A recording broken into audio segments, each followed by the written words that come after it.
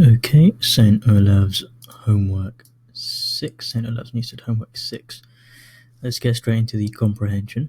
So, if you read this passage, you can see that it's very clearly a speech, so speaking to the citizens of Serendelia.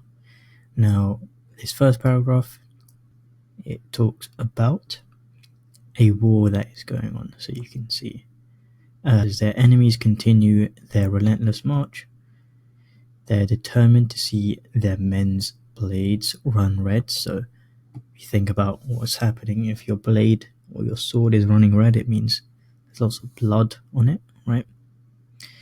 And what it ends up saying is the key to success lies within the homes and hearts of the women of Serendelia.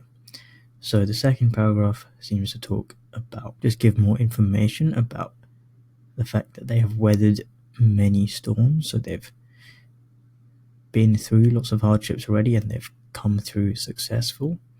And then they talk more about the women, so how they are the reason the children are having meals on their plates, the reason they're the ones that are healing the sick and the wounded, and they're supporting the men on the front lines. Without women, there are no homes, and it's basically talking about the importance of women. Now, last few paragraphs here, is calling upon the women, asking them to be calm, and saying they are the unsung heroes, so saying that they're the heroes that are not given credit, and pretty much asking them to sort of give their strength in a way. It says, as we leave this gathering, let us do so with renewed purpose, with understanding that our nation's destiny lies within our grasp. Let us work hard side by side. And then he basically says, thank you, may the spirit of Serendilla forever thrive among us. So you can understand this speech is pretty much like a morale-giving speech. It's probably a hard time during war, and it's basically giving the women who are still at home, it's giving them hope, and it's sort of telling them that they are the unsung heroes, right? So question 1, what kind of passage is this? Is it an argumentative essay? Well, it's not really arguing for anything. Fiction, speech, report, advertisement. Now, we don't really know if there's a place called Serendelia. It's pretty hard for us to figure that out or not. We sort of established from the start that this was a speech, right? Now, it could be fiction as well, but we don't have enough information for that. We'll go ahead and say it's a speech, which is the correct option, the best answer there. Question 2, what is the primary tone of the passage? So again, it's like sort of the whole passage is giving sort of praise. It's like encouraging these women. It's providing support, and I'd say it's quite emotional. We've got 2 options here which I think work quite well. So it's definitely not angry or critical. We're not trying to criticize anything here, and it's not sarcastic, right? So you've got emotional and inspirational. Now, to choose between these two, if you think about, this is a time where it's lots of hardship going on, and this passage or this speech is giving a lot of I'd say courage. It's inspiring the people to work harder, right? So although it is quite emotional, it's more inspirational than it is emotional. I think that is the primary tone of the passage, so option D. Question 3, in lines 5, what does the phrase men's blade run red symbolize? So I went through this when we were talking about the passage.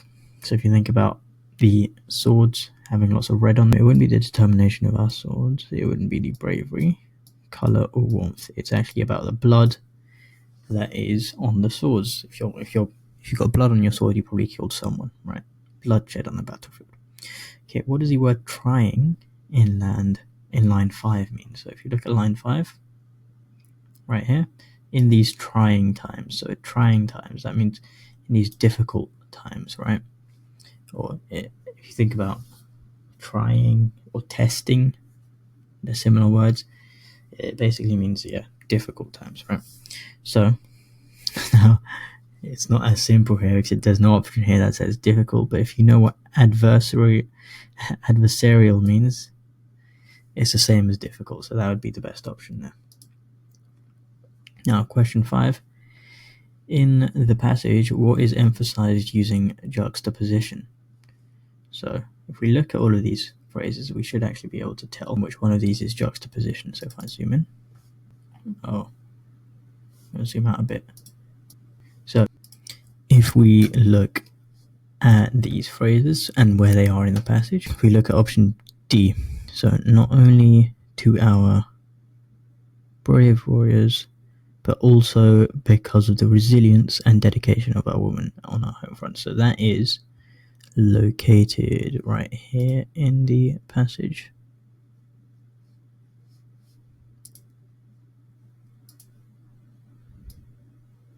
Right here. Now, juxtaposition is when you sort of give two ideas and they create like a contrasting effect. So if you think about contrast, it's not exactly where things are opposite, but it's more like things are very different. There's a big contrast if you think about white and black. There's a big contrast there. Or if something that is very peaceful and something that is very violent, there's a contrast there, right? So what's happening here is it's not only due to our brave warriors, so that is the idea, the first idea, and then it's talking about the woman on the home front. So that's the second idea. And if you think about those images, those two images, they're contrasting each other.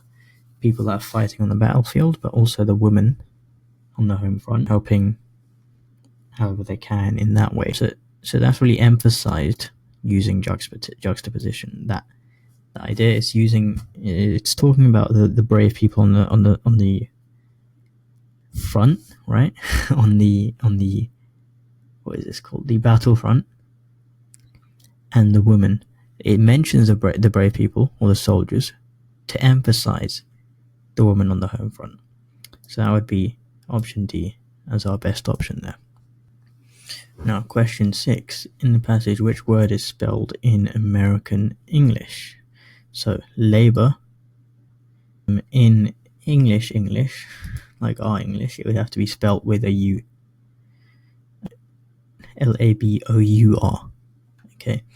In line 11, what kind of adjectives are harshest and wildest? So, when you have est, that's when you have a superlative, so it's the most harsh or the most wild.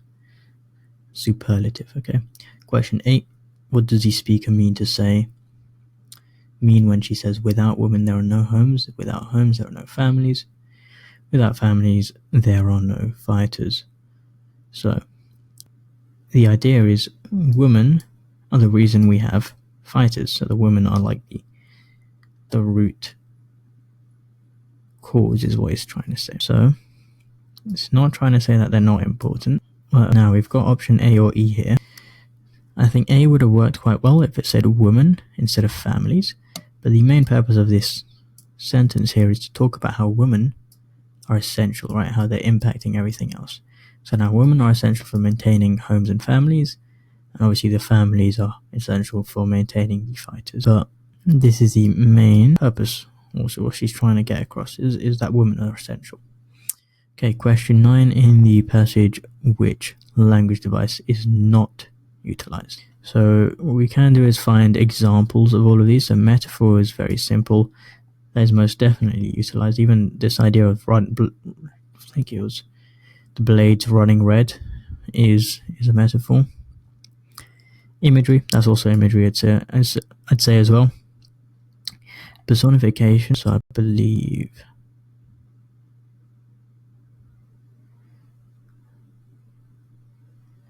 I do believe there was some personification somewhere here. So here is personification. So the spirit of Serendilla.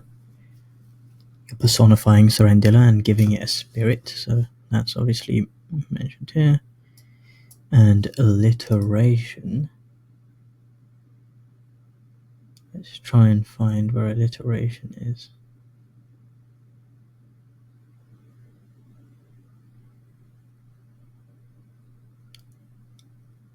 I think actually even spirit of Serendilla right there. that is alliteration, because you've got S and S quite near to each other. So hyperbole is the only one that's not used. That's basically exaggeration. Question 10. What is the effect of the repeated use of the word heart in the passage, such as the heart of Serendilla beats in every home? So it looks like heart is used quite often. It's not to try and make this romantic or highlight the literal heart health, and it's not anything to do with the government. Now, if we think about even in it, the heart of Serendilla beats in every home. It's basically calling every home essential, right, for the nation, right? So if every home has the heartbeat of Serendilla, every home is central and vital to the nation's well-being. So this is to do, option D is the best option here. Now, importance and love for the nation, that's not quite what this piece of text is getting across. Which two phrases utilizes euphemisms? So a euphemism is where you sort of use an indirect term. So if you think about, instead of saying someone died, you say someone passed away, right? So using some sort of indirect way of saying this. So which one of these is a euphemism? So D is definitely a euphemism. Seeing our men's blades run red is another way of saying that the men are killing lots of people. And then B as well. So forever resting souls on the battlefield, again, that's another way of saying that these people have died. Okay, these are both euphemisms. Question 12. What are the main purposes of repeating the first person plural pronoun? So I believe that means we. And really, the only reason you use we is to convey unity. So to convey that we are all in this together. Also to captivate the audience. Now, none of these match at all. And I mean, think about anyone saying we in a speech. None of those options are really any reasons why you would do that. Okay, let's move on to the maths now. Factors and multiples. Find the lowest common multiple of 8 and 10. Now, lowest common multiple, you can easily just do the times tables until you find two numbers that are in both times tables. So if you keep going up from 8, you'll get to 40. Actually, you'll get, so 8 times 5 is 40, and 10 times 4 is 40. So 40 is the lowest common multiple here. Find the highest common factor of 22 and 77. So highest common factor, what you have to do here, you have to do a prime factor tree. So if you split these up, get 2 and 11. So 2 is a prime number, so we can circle it. And then 11 is also a prime number. So these are the prime factors of 22, is 2 and 11. Now if we do the same thing to this, we'll get 11 and 7. So the common factors here is 11. Now what you would do is you times or multiply all of the common factors. There's only one common factor here, so the answer should be 11. Okay, question 15. List the first four multiples of 15. So the first four multiple is just like the times tables, right? So 15, 30, 45, and 60, which is option D. Question 16. List the factors of 50. So if we look at all of these options, which of these are the factors of 50? Option B. You got 1 and 50 is also a factor. And these ones are multiples. Question 17. Write down two factors of 70 that are prime numbers. So if we actually just do this, 2 is a factor of 70 and it's a prime number. Also 1. Actually 1 isn't a prime number, I don't believe. So let's do that. 2 and 7. There we go. No, yeah, 7 and 10, sorry. You got 7 and 10. But 7 is also a prime number, right? So 7 and 2 would work. Okay, question 18. Add together all the factors of 24. So the factors of 24, you got 1, 24, you got 2 and 12, you got 6 and 4, and you've got 8 and 3. That seems to be about it. Now if we add all of these together, what we should get is 60. Okay, here is a list of numbers. From the numbers on the list, write down the factor of 12, so 3 is a factor of 12. Write down the multiple of 7, so I believe 28, the multiple of 7, and write down all the prime numbers on the list. It will be 3, 5, and 19. Okay, question 22. Which of these numbers is not a multiple of 3? So the only way we can really do this, unless you know any tricks, is you just have to divide these by 3 and figure out which one of them is actually a multiple of 3. There is a quick way though, apparently. So if you add all of these together, all of the digits here, and it's divisible by 3, then it's divisible by 3, right?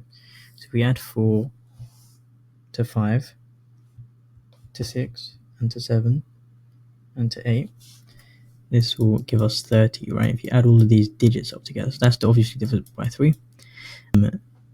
This one would give us 18, it's divisible by 3.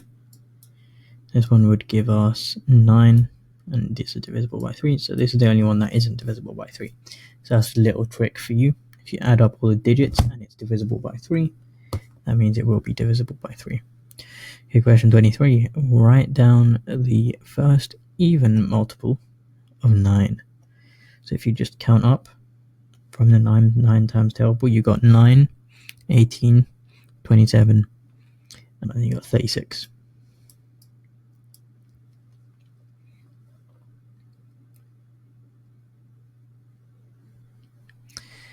Okay, question 24. Paul is thinking of a number. He says, my number is odd, is a factor of 18 and a multiple of 3. There are 2 possible numbers that Paul can be thinking of. Write down these 2 numbers. So if it's odd and it's a factor of 18 and a multiple of 3, 9 can be that. Now there's apparently one more that it could be. So a multiple of 3 means it has to be, it would be either 3, 6, etc., right? Now 3 is also a factor of 18, is also a multiple of 3, and it's also odd. So these are 2 numbers. It's going to be 3 and 9.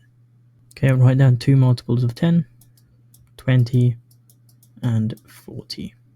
Okay, question 26. How many letters are there in the longest word that can be made using only the letters in bold that have a vertical line of symmetry? So these should be in bold. So a vertical line of symmetry means it has to be symmetrical down the middle. So all of these are symmetrical down the middle, right? So this is how many letters is the longest word. Now, this is tough, but I don't think there's any other word apart from... There we go, we've made one word, moat. M-O-A-T. So that's more than 3, so that's the option C. Question 27. Without changing the order of the letters, which letter can be changed in the word capture to make a new 7-letter word? Now if you change C to an R, it would make rapture. Okay, question 28. Which word is the odd one out? So you got hexed, hexadecimal, hexagonal, hexamine, hexahedron.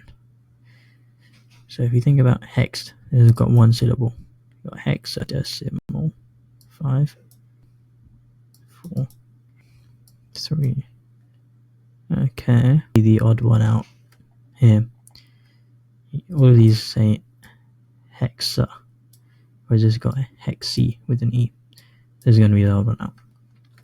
Question 29. In the sentence below, a 4-letter word is hidden at the end of one word and the start of the next. What is true of the hidden word? So let's find the hidden word first. The word. So there's 2 hidden words here. You've got them and you've also got full.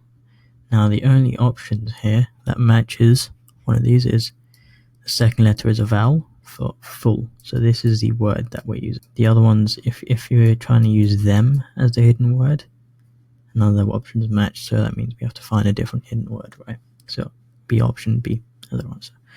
Okay, question 30. Without changing the order of the letter of the words, how many 6-letter words can be created by joining any two of the words in bold? So you've got kitten, right? You've got 10 car, 10 kit, 10 pet, nope. 10 car kit, carpet. So carpet, that's 2 we've got so far. Carpet and kitten. And then we've got pet 10, pet car, pet kit. It's kitten and carpet. Those are the only ones that we can make, which is 2 6-letter words. Oh, sorry, it says without changing the order of the letters. Yeah, so that's 2 words basically. Question 31. Which pair of words is grammatically the odd one out? So am is, bear, bore, fly, flew, so this is present and past, go, went, present, past, eat, ate, present, past, bear and bore, so that isn't present, past, am and is, again that's not present, past. Right, yeah, so I was mistaken there. Bear and bore can be present and past. So if you think about, you bear the weight of something, right? You're bearing a heavy weight, or she bore a heavy weight. So this will also be present and past. So the only one that isn't present and past is am is. So that's going to be the odd one out, grammatically. Okay, which pair of words is the odd one out here? So deafening, silence, alone, together, open, secret, bitter, sweet. So these are opposites, clearly. So we've got bitter and sweet, which are opposite. Open and secret, which are opposite. Because if something is open or in the open, it wouldn't be a secret. Alone and together, opposites. Deafening, meaning it's something that's really loud, and silence, these are opposites as well.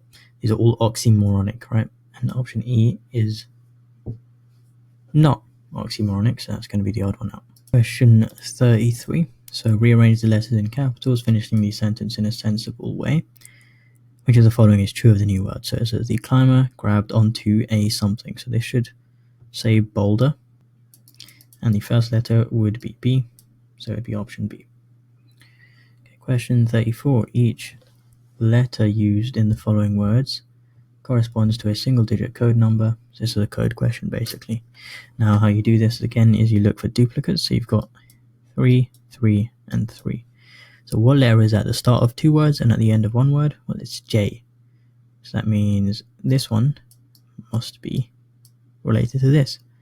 So this is 4, 5, 6, 3.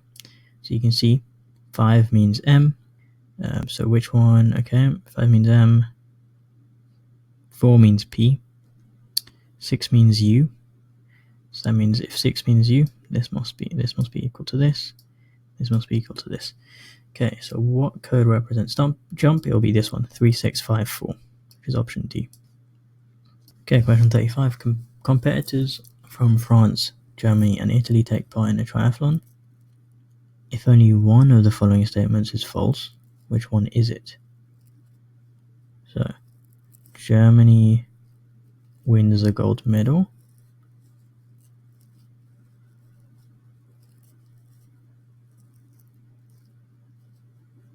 Italy does not win the bronze medal. So Germany will be first. Italy is not first. So France wins the silver medal. That's fine. France does not win the gold medal, and Italy wins the bronze medal.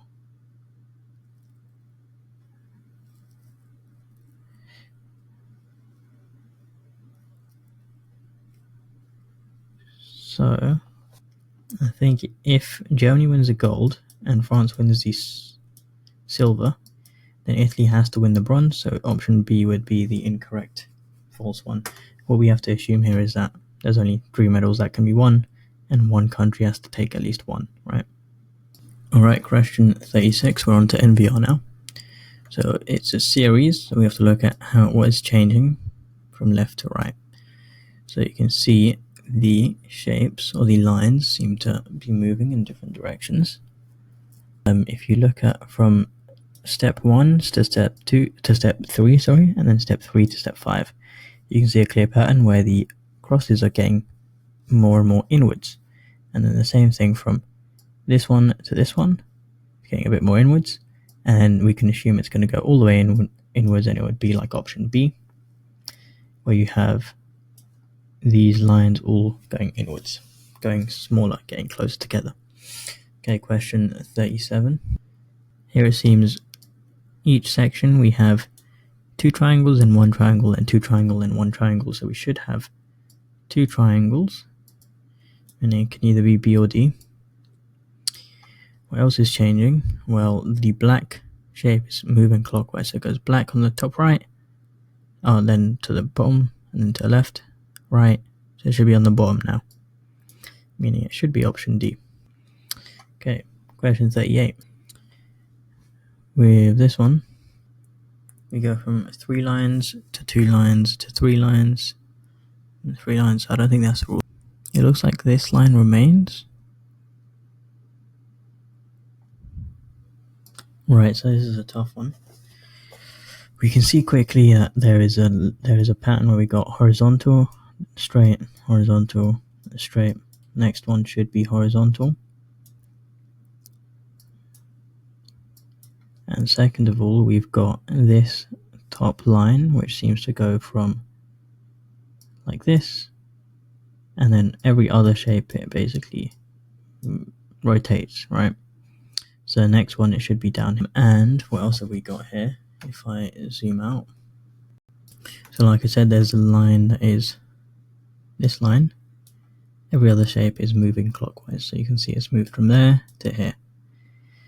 And what's happening with the second diagonal line, so each shape has 2 diagonals and 1 straight line, right? So this second diagonal line is flipping from each corner. So in this corner, it's up here, so it's actually 2 lines up here. Then it comes back down, and then it goes back up. So this is a very difficult one to do. What I'll do is I'll put the explanation on the answer key, because there is explanations for these ones, and it wasn't included on the answer. But I'll put that there. It's a bit easier to understand when you're reading through the explanation. But that basically means that the last option here, it will basically be a horizontal line. As you can see, this is flipping, so it's rotating. So this one, it should have it down here. And this second line, right, that is flipping from bottom right to top left to bottom right to top left, it should be bottom right again. So actually it's 2 lines here, and it should just look like this, which is option C. Okay, question 39 now.